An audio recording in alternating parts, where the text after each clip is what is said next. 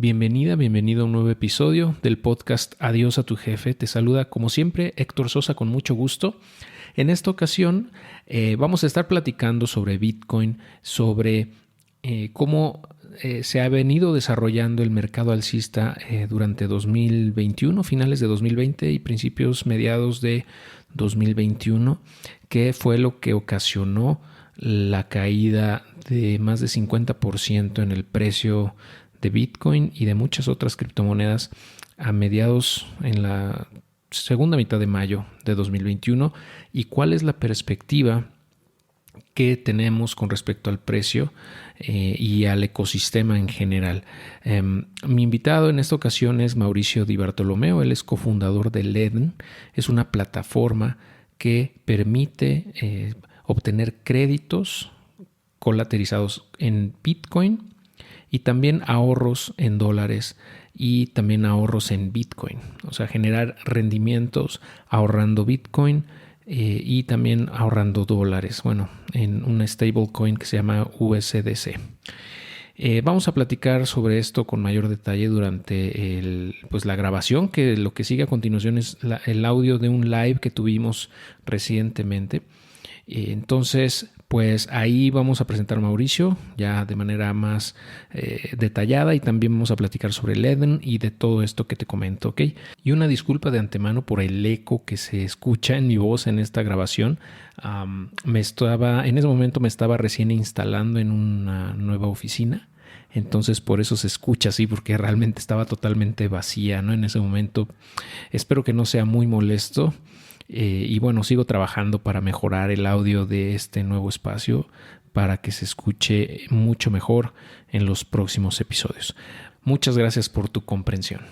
Bueno, pues te dejo con el audio y espero que lo disfrutes y que te resulte de muchísimo valor. Vamos a darle y bueno, pues le quiero dar la bienvenida a Mauricio Di Bartolomeo. Él es cofundador de Ledn, Ledn.io. Ahorita vamos a platicar de qué es Ledn. Mauricio nos va a hacer favor de contarnos un poco de esa historia, de cómo nace y de qué se trata y qué servicios ofrece. Pero bueno, también pues vamos a platicar sobre Bitcoin, porque realmente pues esta plataforma de la cual Mauricio es cofundador, pues está en el ecosistema cripto, ¿no? Entonces él está muy metido en todo este tema y bueno, pues yo lo considero un experto en la materia, ¿no? Entonces, pues sin más, me da mucho gusto que nos acompañes aquí por primera vez en la comunidad de Adiós a tu jefe. Mauricio, bienvenido. Muchas gracias, Héctor. Un placer y mucho gusto a todo el mundo. Es un placer siempre poder hablar con una nueva comunidad de gente interesada en este espacio y en el futuro. Y yo creo que tiene un futuro muy, muy grande en nuestra región en lo particular. Así que muy contento de estar acá. Excelente, Mauricio. Pues sí, yo coincido ahí con eso, el potencial luce muy promisorio, muy fuerte. Y bueno, pues me gustaría que nos contaras un poquito, que nos compartieras un poco de ti, quién es Mauricio, de qué va, qué está haciendo, en qué estás enfocado actualmente para la gente que no te ubica todavía. Claro, con gusto. Bueno, Mauricio, como ya mencionamos, si no se han notado o si no se han dado cuenta por mi acento, todavía soy originalmente de Venezuela, ahí fue donde nací y me crié. Eh, en Venezuela fue también donde conocí Bitcoin, gracias a mi hermano menor, que empezó a minar alrededor del 2014. Y a través de ese proceso yo me enamoré en cierta manera de Bitcoin. Empecé también a tratar de entenderlo yo mismo minando. Yo creo que la minería fue una vía por la cual entró mucha gente a Bitcoin, porque te permitía, en un activo que es tan abstracto, tan intocable, tan invisible, tener algo físico que tú pudieras apuntar y decir, esa máquina es la que me está generando a mí este bien abstracto que me genera todo este valor, y te da esa sensación física de tener algo que a lo peor de los días, aunque era un ASIC, aunque no podías hacer literalmente más nada con él, te da esa sensación de que lo podrías vender, podrías deshacerlo, reciclarlo para algunas otras cosas. Entonces eso le abrió las puertas, incluyendo personas que ya estaban en mayores edades como mi papá, que mi papá de hecho fue Bitcoiner antes que yo. eh, y, y eso le daba cierto confort a las personas, y por ese medio fue que yo empecé a introducirme a Bitcoin minando. Y a través de ese proceso, pues vi varias partes de esa experiencia que se podrían mejorar. Por ejemplo, uno de los puntos más dolorosos era que tus ingresos eran de Bitcoin, pero para reinvertirlos tenías gastos operativos y tenías que reinvertir en capital si querías crecer el negocio. Y la única manera de hacer eso, pues, era sacrificando tus ingresos, y tus ingresos eran tus Bitcoin. Y cuando vendías tus Bitcoin, pues no, desde el momento que tú prestabas sell, se disparaba el precio. Sí.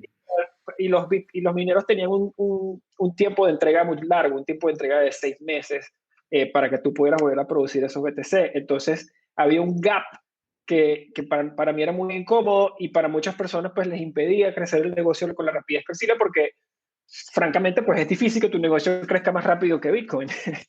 Solo muy pocos negocios pueden lograr eso. Entonces, lo que de verdad queríamos y lo que de verdad pensábamos que hacía falta era un crédito, era alguien que te diera un crédito por esos Bitcoins, que siguieran siendo tus Bitcoins, como es tu casa, que te dan una línea de crédito, y tú quedas, y el título, digamos, se lo hipotecas a un banco mientras pagas el crédito. Pero básicamente queríamos crear una hipoteca para tu Bitcoin, como puedes hipotecar tu casa sin tener que venderla.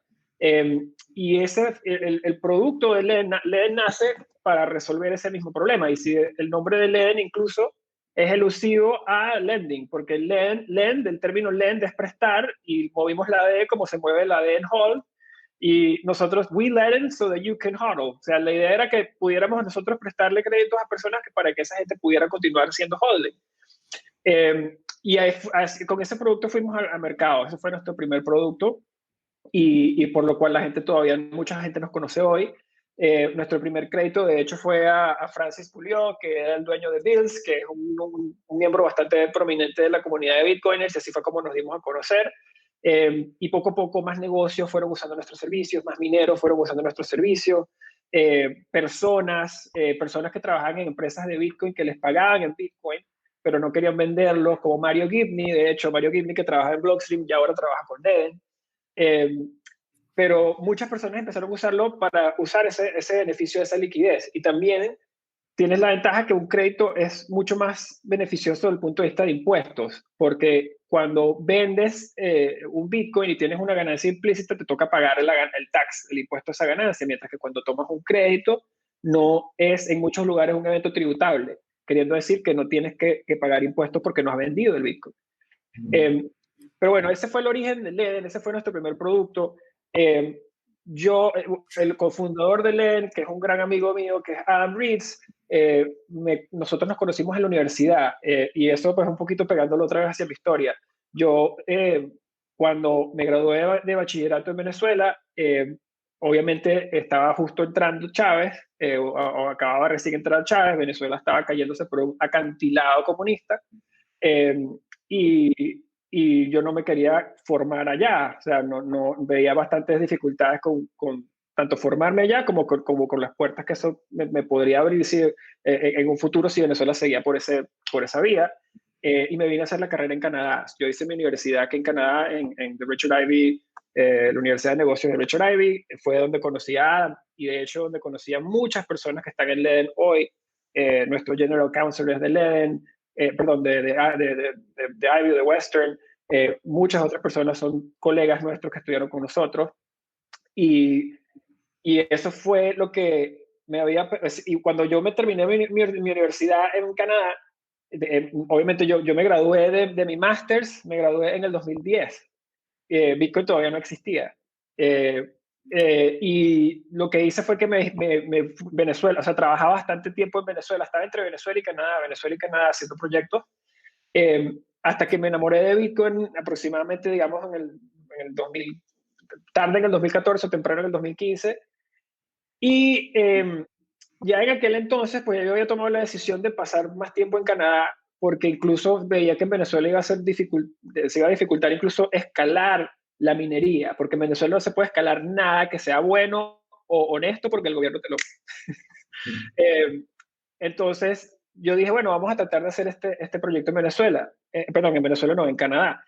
Me vine a Canadá con la intención de convencer a mi socio Adam, que había trabajado 10 años financiando energía renovable, en tratar de hacer una mina para poder hacer una mina a gran escala. Y durante ese proceso, una vez más, afrontamos el mismo problema de no poder financiar la mina o el crecimiento más de la mina. Fuimos a un par de instituciones que pensábamos nos podían resolver, que estaban, digamos, en la vanguardia del financiamiento, y cuando les dijimos que nos dieran créditos respaldados por Bitcoin, se rieron de nosotros. Y Adam y yo como que mirándonos así, mirando la risa de ellos, nos miramos él y yo como que riéndonos él y yo para nuestros adentros, como que, ok, aquí hay una oportunidad bien grande, que esta gente está súper dormida. Y eso nos motivó a construir el equipo, porque primero queríamos tener en pie las fichas que nos iban a ayudar a armar este nuevo servicio financiero, y después el capital. Afortunadamente logramos armar un equipo que hoy por hoy para mí creo que son como que los Avengers, como que un equipo de expertos profesionales, cada uno en su silo, y levantamos nuestro primer seed round, y emitimos el primer crédito respaldado por Bitcoin en Canadá en noviembre del 2018. Pero bueno, pauso porque me la pregunta era quién soy yo y entré con qué hace Leden, pero antes de correr a la otra, pauso para hablar, o para ver si hay otra pregunta o podemos guiarlo de otro lado. Claro, mira, yo creo que lo que comentas es muy interesante desde el punto de vista de tu historia personal, ¿no? De que pues tuviste que salir de Venezuela por la situación que ya todos conocemos, que viste que pues no era el lugar idóneo para desarrollarte, y después quisiste hacer minería y te diste cuenta que pues había un gap ahí importante, ¿no? Porque pues para poder financiar la operación no había un instrumento que te permitiera obtener créditos pues colateralizados en Bitcoin para poder seguir operando sin tener que vender tus Bitcoin, que al final de cuentas pues la gran parte de los mineros lo tratan de holdear lo más posible porque saben que es un asset que se va a apreciar en el largo plazo, ¿no? Sigue apreciándose. Entonces, hace todo el sentido sacar un crédito con colateral. Y así es que entiendo yo cómo se dieron cuenta de esa oportunidad de negocio. Cuando quisieron sacar un crédito y nadie se los quiso dar, esa historia es, yo creo que pues ahí justamente tocaron, ¿no? Tocaron con esa gran oportunidad, justamente por que mucha gente lo hubiera visto como, uy, pues no, ya no se pudo, ya vamos a hacer otra cosa porque pues nos cerraron la puerta, y ustedes vieron esa oportunidad y tomaron acción, y así es como nace Leden, ¿no? Está padre, muy bien. Esa historia me parece bastante inspiradora. Y ahora, con respecto a Leden, hablaste un poquito de cómo funciona, de que al final es un instrumento para que o sea, nació así con la idea de poderle dar a la gente que tiene Bitcoin la oportunidad de obtener créditos para poder utilizar ese recurso para lo que quieran, pero sin necesidad de vender sus Bitcoin, ¿no? Entonces, a grosso modo, cómo funciona. Pero me gustaría que nos explicaras un poquito más de detalle, porque al final de cuentas, pues mucha gente en la comunidad tiene Bitcoin. Sabemos que gran parte de la gente, al menos los que han hecho público o de alguna manera han expresado en qué invierten, pues prácticamente todos tienen, aunque sea un poquito de capital en criptomonedas, específicamente por lo menos en Bitcoin, ¿no? Entonces, creo que hace mucho sentido que le expliques a la gente qué ofrecen ustedes y cómo pueden aprovechar pues estas tecnologías o estas soluciones que ustedes han desarrollado a través de los años. Claro, con mucho gusto. Si quieres, primero hablo un poquito de los servicios, de cuál es, digamos, el objetivo de cada servicio, y después podemos entrar en un poquito más de detalle en la mecánica de cómo nosotros hacemos que esos productos funcionen, ¿verdad? Una cosa es el Internet, puedes navegar a tantas páginas, después explicarte cómo funciona el Internet en el background, pero para tocar por encima de, digamos, cuáles son los productos que tenemos hoy en mercado. Como te comentaba, el primer producto fue nuestro crédito en dólares o stablecoins respaldados por Bitcoin. Es un producto que todavía existe hoy, y como también te mencioné ahí la gran mayoría de las personas que utilizan ese producto es gente que quiere o financiar su negocio o diversificar sus activos.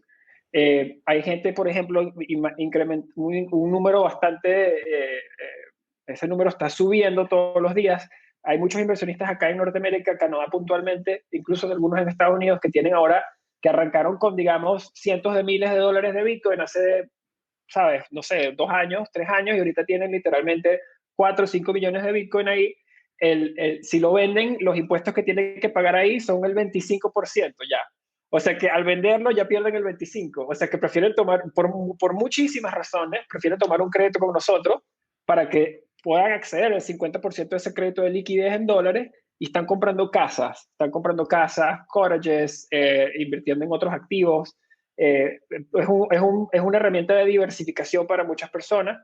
Hay personas que nos dicen que usan nuestros productos para empezar negocios, para pagar universidad, para irse de viaje, para ir a una conferencia. En Latinoamérica los usos son también bastante variados. Hay incluso personas que usan nuestros créditos para comprar medicina en momentos donde no quieren vender su Bitcoin. Como te digo, es una herramienta que los usos o las personas, cómo las personas encuentran valor en el producto es diferente por el posicionamiento de la persona del portafolio, pero esos créditos arrancan $500, están disponibles a partir de $500 y requieren 2 veces la cantidad de colateral. Así que necesitas $1,000 en Bitcoin para acceder al crédito mínimo de $500, ¿verdad? Esos son los créditos respaldados, los créditos en dólares respaldados por Bitcoin. También tenemos un crédito en dólares que te ayuda a comprar más Bitcoin con el Bitcoin que ya tienes. Básicamente, la manera en que ese crédito funciona es que traes un Bitcoin a Ledn, Ledn te presta los $40,000 o que es lo que sea que valga comprar ese segundo Bitcoin y quedan los 2 Bitcoins, digamos, dentro de Ledn mientras te ese crédito pendiente de los $40,000. Cuando tú pagues ese crédito, se te devuelven esos 2 Bitcoins, ¿verdad? Okay. Obviamente los créditos son herramientas diseñadas para que puedas dejar que Bitcoin se aprecie a largo plazo y tú puedas pagar tu capital y recibir el mismo Bitcoin que pusiste, digamos, la misma cantidad con el valor actual de ese BTC, ¿verdad? Esos son los 2 productos de crédito. Los 2 productos de ahorros que tenemos era que luego que sacamos esos 2 productos de crédito o el primer producto de crédito, vimos que muchas instituciones estaban interesadas en tomar Bitcoin prestadas. Y nosotros no teníamos, digamos, una opción disponible para que las personas nos prestaran Bitcoin para nosotros luego prestárselas a las instituciones. Y ahí fue que nace la cuenta de ahorros de Bitcoin, de Ledn. Porque vimos que había muchas instituciones de bastante alta calidad que estaban dispuestas a a tomar Bitcoin prestados de nosotros, a pagarnos una tasa bastante atractiva y nosotros podernos sentar en el medio y ofrecerle a nuestros clientes, pues obviamente pagar una gran parte de toda esa tasa y nosotros tomar un diferencial. Y ahí nace la cuenta de ahorros de Bitcoin de Ledn. Y después de esa cuenta de ahorros, cuando vieron esa cuenta de ahorros, muchos clientes, puntualmente en Latinoamérica, que no tienen acceso a una cuenta bancaria en dólares o les cuesta mucho abrir una cuenta en dólares, nos empezaron a pedir que por favor lanzáramos opciones de ahorro en stablecoins, que por favor lanzáramos opciones de ahorro en stablecoins. Y vimos la oportunidad porque obviamente ya estamos poniendo dólares a trabajar con los créditos. O sea que ya de por sí ya nosotros íbamos antes a instituciones a obtener esos dólares. Pero increíble sería si pudiéramos obtener esos dólares de nuestros mismos clientes, pagarles a ellos la tasa en vez de las instituciones y ser dueños del ciclo entero. Clientes nos dan dólares, prestamos otros dólares a otros clientes y nosotros manejamos todo ese ecosistema. Y ahí nace la cuenta de ahorros en USDC. Puntualmente, y para darte, digamos, un poquito de data así numérica de los créditos y de los ahorros, los créditos, como comenté, requieren 2 veces el colateral, el valor del colateral al crédito que quieres obtener y empiezan en $500. Así que deberías tener $1,000 de Bitcoin para obtener un crédito. La tasa en esos créditos actualmente es de 12% anual, 1% al mes, y pagas solo por los días que tengas el crédito abierto. Y hay una tasa que se cobra una sola vez cuando se inicia un crédito del 2%. Eso es igual para los 2 créditos, para el B2X y para los créditos normales. Y en las tasas de ahorro estamos pagando 6,1% en los Bitcoins, en los primeros 2 Bitcoins, y 2,25% en todo balance sobre 2 Bitcoins. Y en la cuenta de USDC estamos pagando 11% de APY en todos los balances en USDC.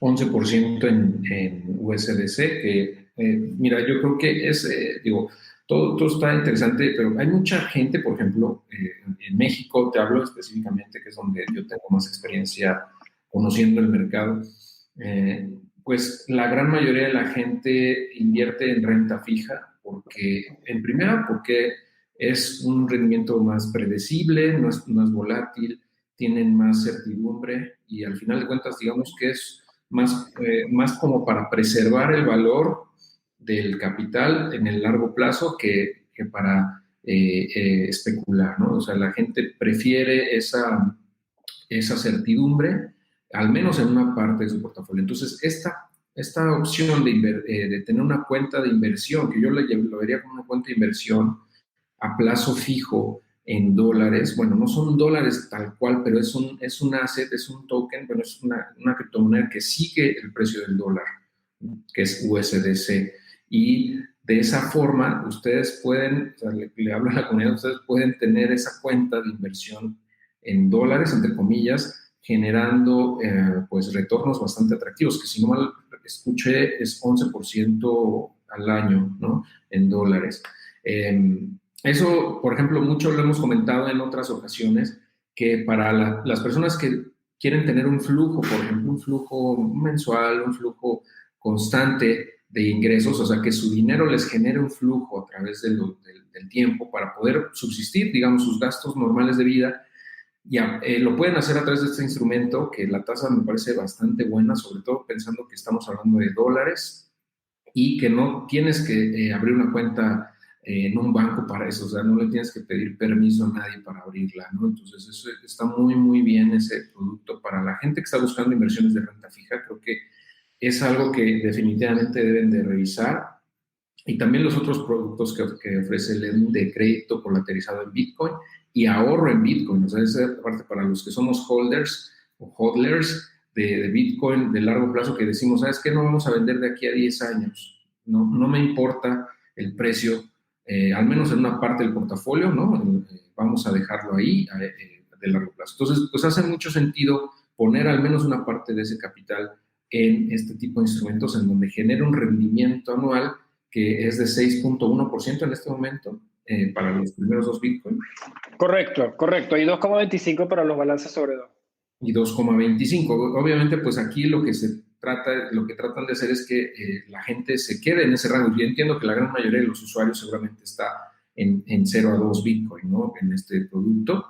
Y bueno, pues yo creo que ahí abarcan el 95-99% del mercado que no tiene más de a lo mejor 10 Bitcoin, ¿no? Y que pues no puede o no está buscando meter más cantidad de eso, ¿no? Hace mucho sentido. Y eso en el largo plazo, a lo mejor 6% no suena mucho. Van a decir, bueno, pues paga casi como CETES, ¿no? Acá en México, como pagarés o bonos del tesoro, pero en realidad estamos hablando de 6% sobre Bitcoin. O sea, te pagan 6% en Bitcoin. Entonces, ahí ya cambia la cosa totalmente, ¿no? Entonces, también es una parte que me parece interesante que revisemos. Y el B2X, que yo ya he hablado en otro video, me parece también muy bueno para poderte exponer en al menos una parte de tu portafolio a un poquito más de Bitcoin. O sea, sacas un préstamo colateralizado en Bitcoin con el cual automáticamente compran más Bitcoin, ¿no? Entonces, de esa manera te expones, ¿no? Tiene sus riesgos, sus beneficios que ya he platicado. Ahorita no voy a ahondar en eso porque ya lo he contado. De todos modos, les voy a dejar en la descripción de este episodio, si están escuchando el podcast o el video en YouTube, les voy a dejar el enlace al video donde ya expliqué cómo funciona Ledn, digamos, desde el punto de vista del usuario y los puntos que yo considero importantes que deben tomar en cuenta para que no les vayan a liquidar el préstamo, ¿no? Porque eso es un riesgo, el principal riesgo que yo le veo, ¿no? Que, pues, como vimos hace unos días, hace un par de semanas,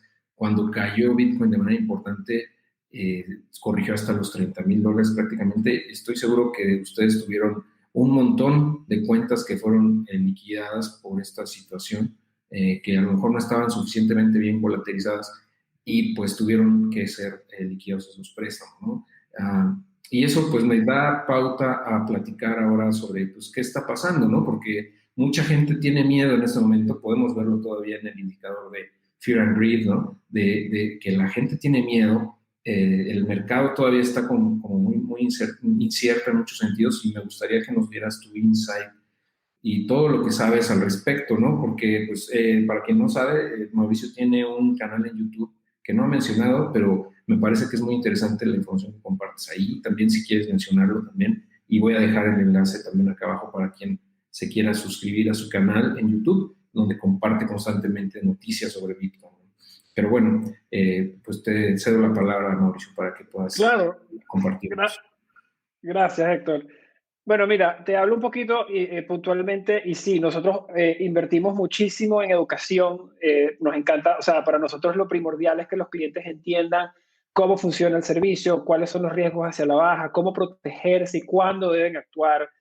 Nosotros enviamos una cantidad de correos de notificaciones, tenemos contenido de cómo proteger tu crédito, etcétera. Y cuando ocurren estas bajas así significativas, lo que vemos nosotros es que de verdad un gran porcentaje de nuestros clientes está preparado.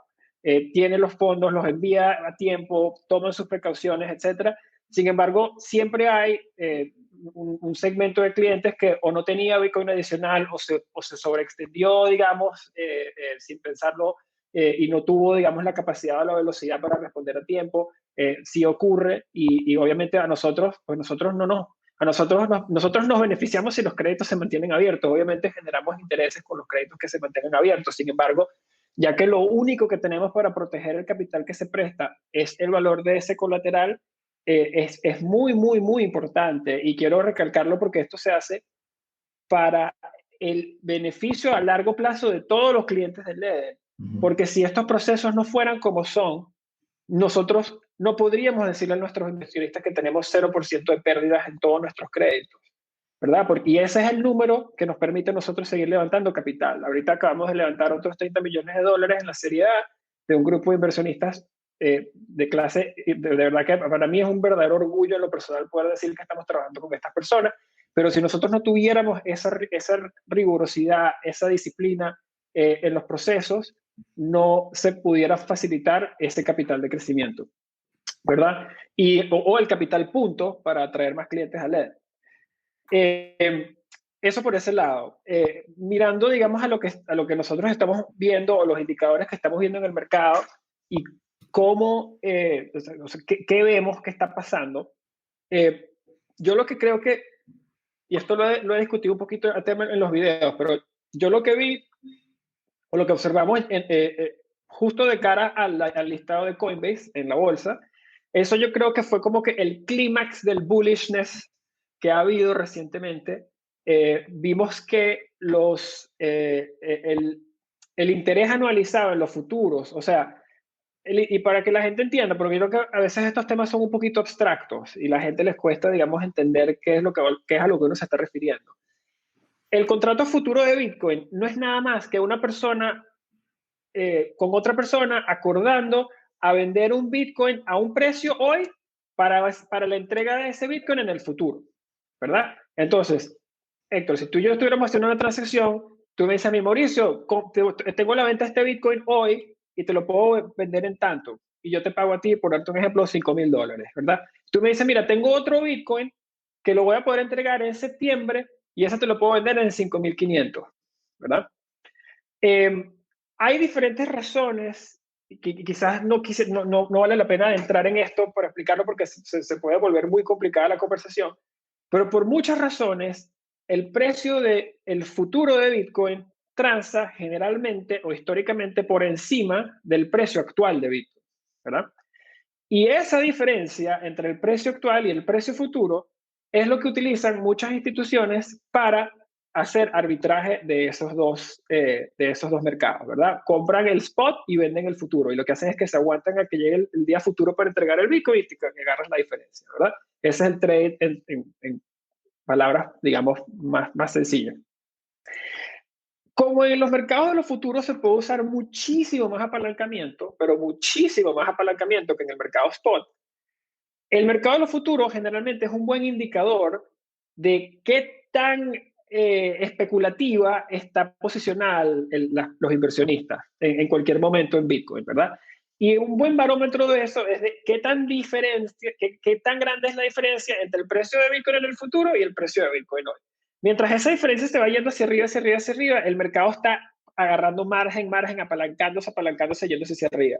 Y se vuelve muy, muy, muy vulnerable a cualquier baja en precios, porque cuando te apalancas al 100%, solo el precio solo tiene que mover un 2 o un 3% para que te vuelva, para que te liquide, ¿verdad?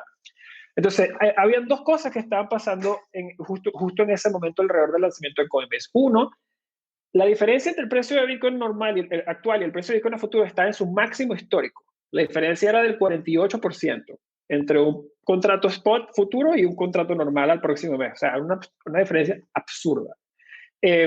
Así que ya el mercado estaba muy frágil para cualquier movida hacia la baja.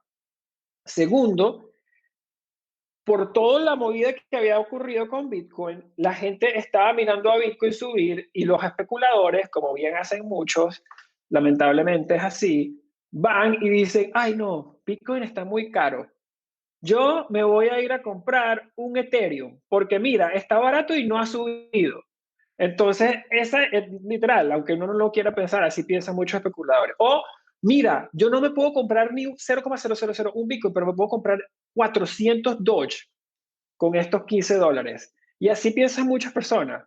Entonces, ¿qué pasa? Que el riesgo se va yendo a lugares de mucha más alta volatilidad. La gente deja de comprar Bitcoin, empieza a comprar Doge, empieza a comprar Ethereum, se empiezan a apalancar para comprar Doge, apalancar para comprar Ethereum, apalancar para comprar DeFi.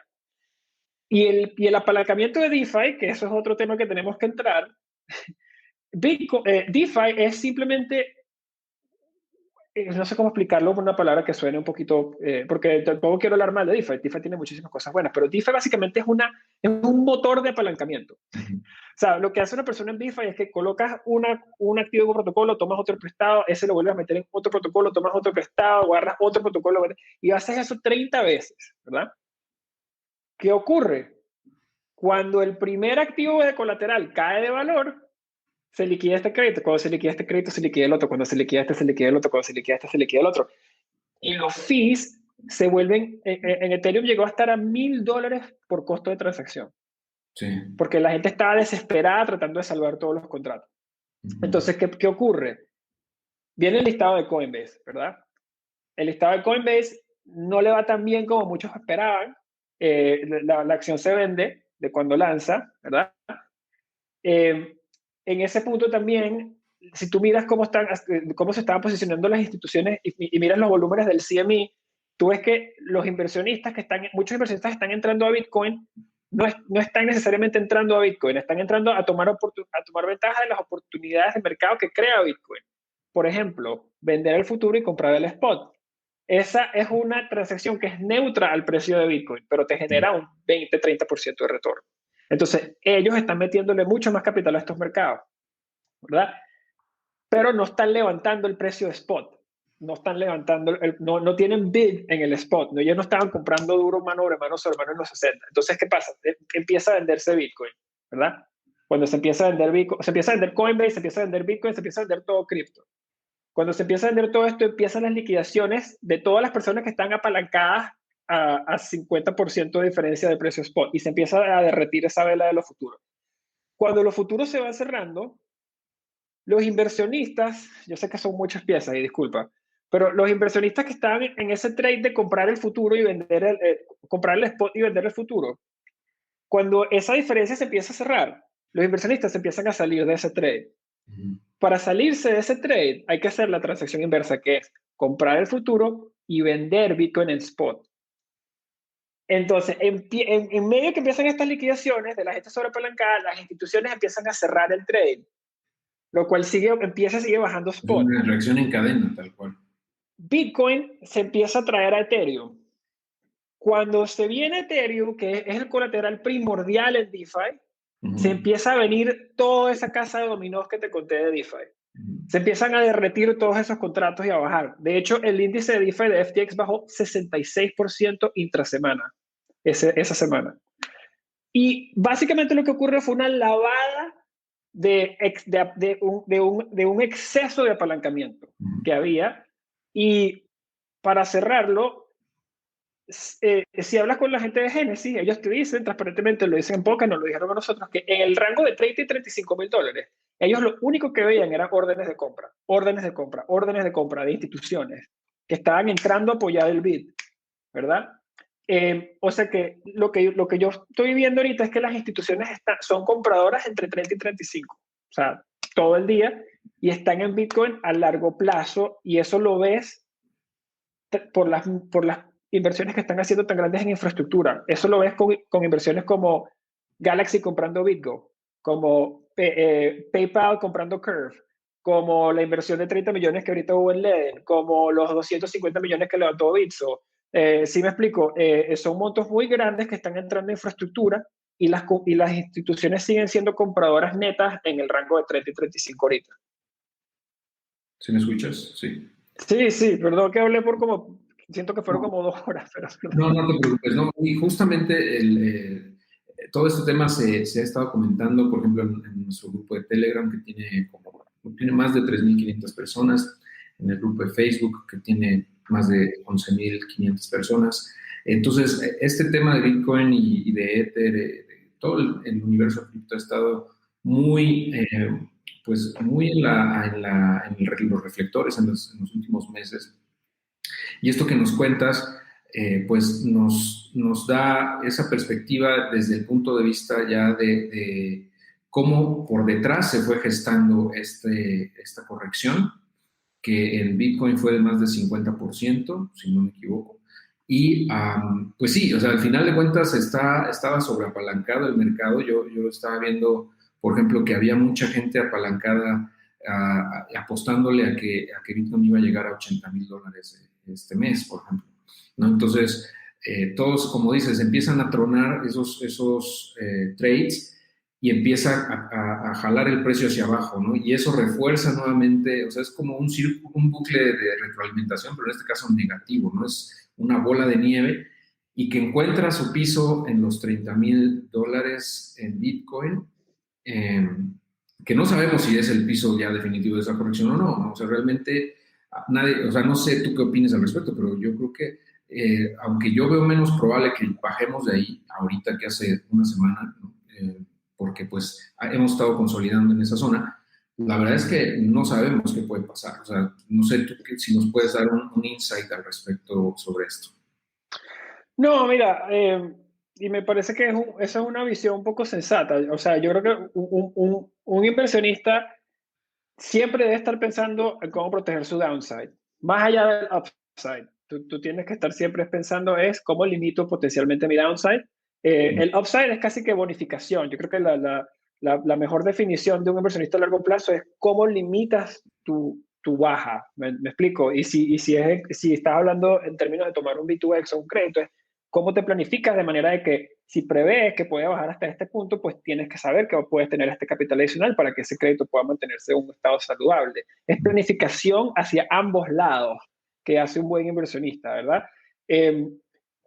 Yo mirando las fundamentales ahorita en el mercado, te diría que sí pareciera que queda todavía como una especie de nube un poquito gris sobre todas las ventas que han habido. La gente, ¿sabes? Pareciera que los mercados están como tomando un respiro antes de mandarlo otra vez hacia arriba. La gente está como que mirando, si miras los volúmenes de las opciones, todavía hay mucha gente comprando protección hacia la baja.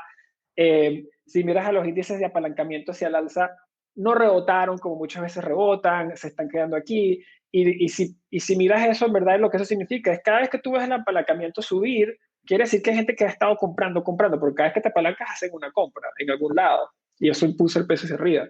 Entonces no ha habido ese frenesí de compras que muchas veces ocurre en los bull markets, lo que me hace pensar a mí que si pudiese haber una prueba o una reprueba de los niveles que llegamos el 19 o el 23, no creo que rompemos y bajamos. Me parece que todavía va a haber un soporte importante institucional. Y te digo porque una empresa como MicroStrategies, que tiene, ¿sabes?, $1.500 millones ahí, ellos van a defender esa posición como puedan. Claro. Si su precio de compra promedio es 22 o 23, el segundo que eso pase por debajo, ellos tienen que seguir comprando para ayudar el bid y para decir que están dollar cost averaging. Así que yo creo que hay muchas instituciones que tienen o van a entrar a defender el bid, digamos, el bid es como que la oferta de compra. Y yo sí creo que sostenemos ese nivel con el handle de los 3, como dicen los gringos, con un número que arranque por 3, pero no me sorprendería si vamos a probar esos niveles otra vez. Claro, sí. Y bueno, pues en general, no sé si coincidas conmigo en el sentido de que, pues al final de cuentas, este tipo de correcciones pues van a seguir ocurriendo todavía en el mediano, largo plazo. Y es muy probable que este mismo año veamos una corrección similar, ¿no? A lo mejor no sabemos en qué nivel de precios, pero, o sea, es algo que ha ocurrido y va a seguir pasando, ¿no? Por muchas situaciones, por lo que comentas, por ejemplo, el sobreapalancamiento, la especulación con las opciones, etcétera, ¿no? Pero bueno, al final, pues es parte, ¿no? De este ecosistema todavía, aunque desde mi punto de vista esa volatilidad en el mediano y largo plazo tiende a reducirse, ¿no? O sea, si vemos históricamente, se ha ido reduciendo, ¿no? ¿Tú qué opinas al respecto? Total, sí, o sea, concuerdo con las dos, concuerdo con que este tipo de movidas, digamos, son parte de una industria, o sea, y yo creo que lo que a veces es fácil perder la visibilidad de que nosotros literalmente estamos creando una nueva clase de activos.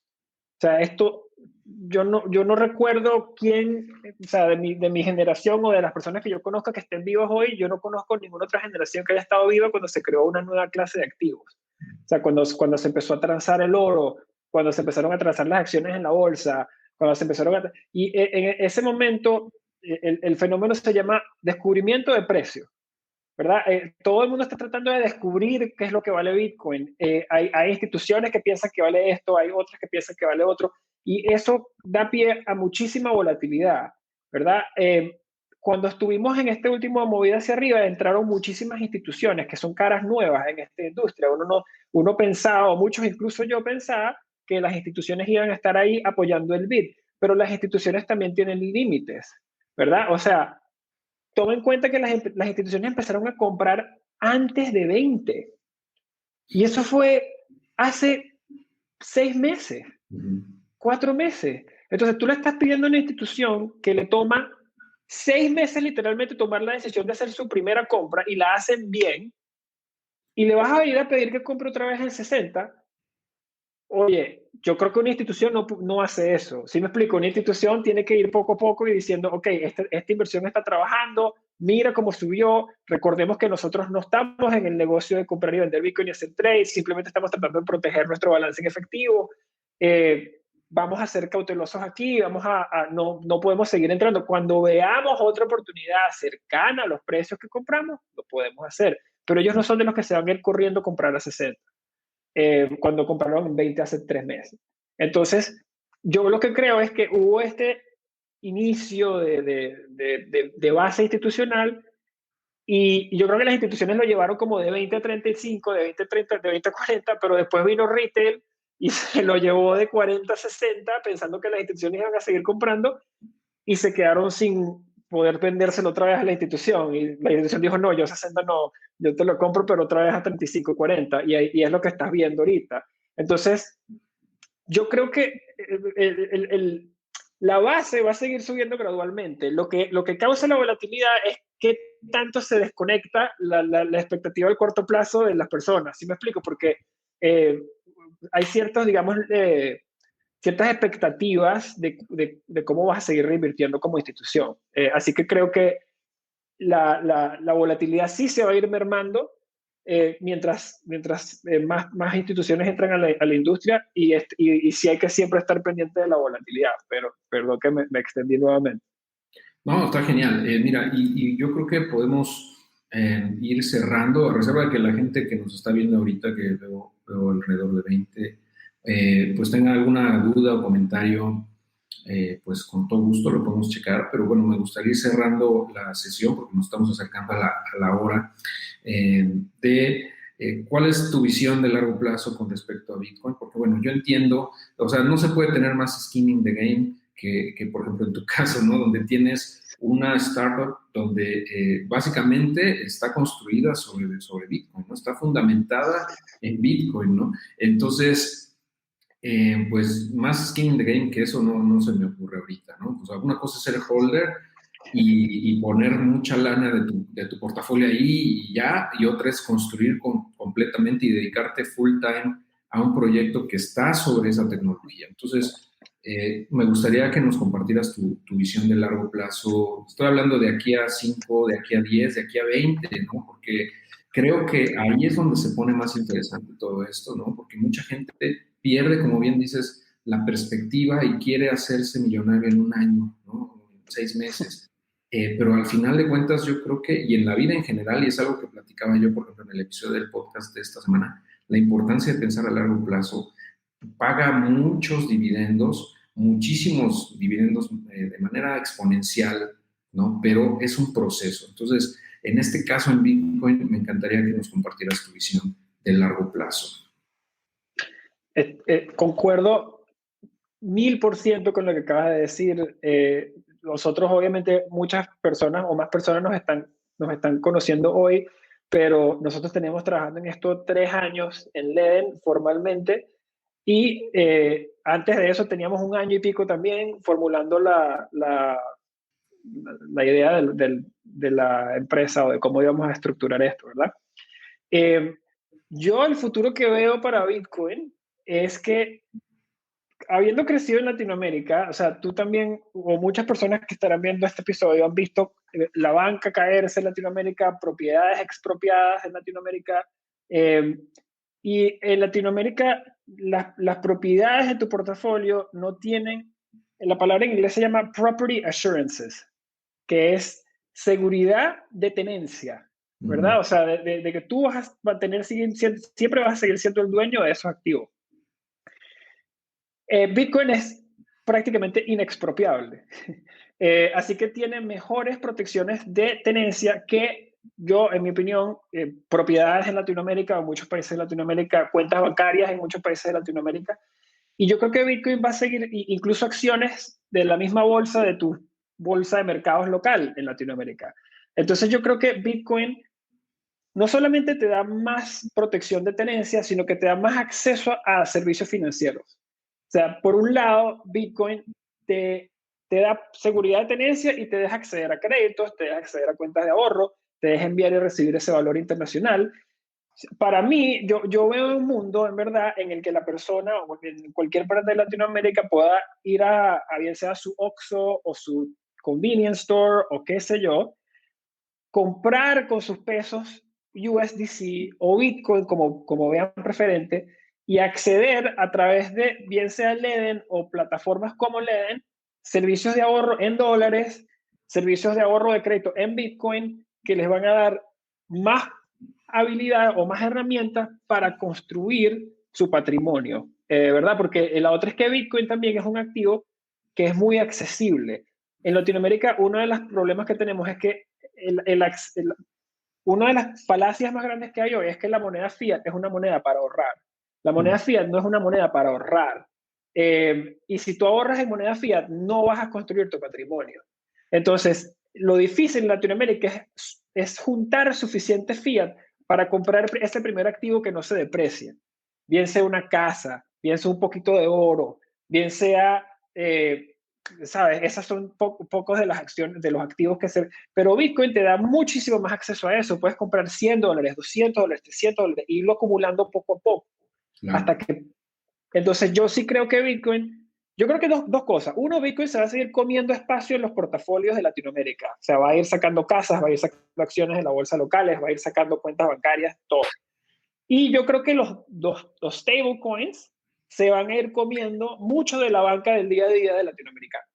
Porque el stablecoin te va a dar mejor acceso a una cuenta, a todos los servicios financieros que necesitas de ahorro y pago en dólares, en una moneda mucho más estable que la que muchas veces tienes localmente.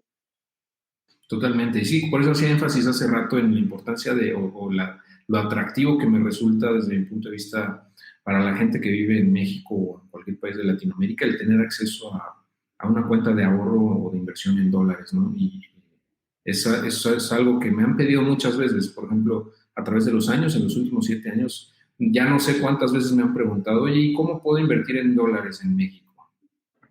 ¿Cómo puedo invertir en un pagaré que pague en dólares? Bueno, sí los hay, pero es un producto que no es muy accesible, como bien indicas, ¿no? Y de esta forma creo que es un paso adelante, vamos, en ese sentido, ¿no? Me gusta esa visión de largo plazo, que básicamente lo que puedo yo entender en resumen es que se va a seguir posicionando como un activo que la gente va a querer más, o sea, que va a tener más en su portafolio de manera incremental, y que le va a dar acceso y va a generar una revolución básicamente en cómo la gente accede a las finanzas, ¿no? Y en el largo plazo puedas tú a lo mejor no transaccionar con Bitcoin porque a lo mejor no vas a querer gastar tus Bitcoin, pero puedes, como bien indicas, convertir eso a stablecoins, que para quien no sepa básicamente es una cripto que sigue el precio de X o Y moneda gubernamental, principalmente dólar, ¿no? Por ejemplo, el USDC que mencionamos ya varias veces aquí, es una de ellas, es la que usa de hecho Leden en sus productos de ahorro, y básicamente sigue el precio del dólar, ¿no? Y está vaqueada, como le llaman, soportada, o tiene el back, ¿no? De ese dinero también, que hace que tengamos la certeza, o bueno, muy alto nivel de certidumbre, de que esa criptomoneda en realidad sí está respaldada por dólares, ¿no? No como otras que, bueno, sabemos que no, que no es así. Y bueno, para terminar aquí, bueno, nos pregunta Eligio. Saludos, ¿cómo estás, Eligio? Un miembro muy activo en la comunidad. Nos pregunta cómo se protege el LED, ¿no?, ante estas caídas, para asegurar que no se quede sin fondos. Sí, es una buena pregunta y es algo que lo que estábamos hablando puntualmente, y este es el mecanismo mediante el cual nosotros tenemos que proteger los créditos y los clientes, en verdad, de ahorros y de créditos ante estas movidas. El proceso es el siguiente. Leden, cuando emite un crédito, toma 2 veces el valor del crédito que se emite en colateral. Por ejemplo, si emitimos un crédito de $1,000, tomamos $2,000 de colateral en Bitcoin, ¿verdad? ¿Cuál es el riesgo de Leden en estas situaciones? El riesgo de Leden es que esos $2,000 de colateral que nos pusieron se volvieron cero, y Leden no liquidó ese colateral o no vendió ese colateral a tiempo, y el cliente no quiso repagar el crédito, ¿verdad? Y entonces Leden se descapitalizó por $1,000, y eso pues lo puedes extrapolar a la cantidad que quieras para llegar a un punto donde que veas que Leden sí en teoría, si eso ocurre, Leden se pudiese descapitalizar, por supuesto. La manera en que hay que proteger contra eso es en hacer un sistema prácticamente de cierre de créditos en eventos volátiles de mercado, cuando el cliente no responde a tiempo, cuando no digamos, envió colateral adicional antes de que el precio llegara a ese nivel, ¿verdad? La manera en que el proceso funciona en DEN es que, como te comenté, se toma 2 veces el colateral del crédito que se emite. Eso quiere decir que la relación crédito al valor de la garantía con la cual se emite el crédito es el 50%. Cuando el precio del colateral baja, de manera que la relación entre el monto adeudado y el valor de mercado de la garantía se vuelve el 70%, Leden envía un correo de cortesía para decirle al cliente que envíe más colateral para evitar que se tenga que cerrar su crédito. El sistema vuelve a enviar el mismo correo recordatorio cuando ese LTV continúa bajando y llega a 75%. Cuando ese LTV en cualquier momento alcanza el 80%, nuestro sistema realiza un cierre automático del crédito, vendiendo el Bitcoin necesario para saldar todo el monto adeudado y devolviendo el balance de Bitcoin que había de colateral al cliente. Esto asegura que no importa el precio o dónde se mueva Bitcoin, Leden siempre va a tener el valor requerido para repagar el monto que prestó y devolver cualquier exceso al cliente. Y esa es la manera, y a eso es lo que me refiero cuando digo que tenemos 0% porcentaje de pérdidas en crédito. O sea, todos los créditos que ha emitido Leden, en los eventos que tuvieron que ser cerrados, fueron cerrados digamos, cuando Leden pudo pagar todo el monto deudado y devolver cualquier delta o diferencia al cliente. Y si eso no hubiese ocurrido, si Leden no hubiera podido venderlo a tiempo, lo tuvo que vender, digamos, a menos precio, eso representaría una pérdida en actividades de crédito. Como las mantenemos en cero, ese número, y ese número por lo cual es tan importante, es porque ese es el número que te va a pedir toda la persona que vaya a poner dólares que van a ser prestados, ¿verdad? Así que es súper importante poder mantener ese 0%, y así es que se protege el Leden. Perfecto, Mauricio. Sí, justamente ese porcentaje de colateralización, o sea, al final si llega, o sea, llega a tocar ese 80%, o si queda en ese más de 80% X tiempo. Es la única duda que me queda. O sea, por ejemplo... No, es automático, o sea, es automático. Ese proceso, pues obviamente lo hemos perfeccionado muchísimo a lo largo de nuestro proceso, de nuestro tiempo y nuestra experiencia, y básicamente funciona así. Cuando toca el 80%, se cierra el crédito. Ok, es automático. Muy bien, entonces ahí la importancia de, como mencionabas, Mauricio, pues estar prevenidos, ¿no? Y mandar más Bitcoin de colateral, o sea, sobrecolaterizar el crédito. Desde mi punto de vista, yo creo que un 3, 4 a 1 debería ser lo ideal para cualquier cosa, ¿no? O sea, sobre todo si ya vemos muy caliente el mercado, como lo vimos hace unas semanas, no está de más estar prevenido. Y bueno, nos comenta Diego que deberían dejar, dice que el Bitcoin que tienes en staking lo puedes mandar rápidamente a B2X porque lo intentó en esta bajada y decía que podría tardar hasta 2 días. Sí, mira, las transferencias de la cuenta de ahorros hasta las cuentas de B2X generalmente se procesan en el mismo día. Decimos ese tiempo de proceso de 2 días porque a veces puede tardar hasta ese tiempo. Tratamos de hacerla en cuestión de horas. Lo que le recomendamos a nuestros clientes es que no esperen hasta que el precio esté a 0,5% de llegar, porque tiene que tener, digamos, es importante que esté bien claro que esas transferencias son ejecutadas dentro del mismo día, siempre, generalmente, pero no son automáticas. Entonces, es importante que utilicen, digamos, los tiempos que permiten, generalmente cuando se envían estas notificaciones, para tratar de darle la mayor cantidad de tiempo para que esa transferencia se pueda confirmar.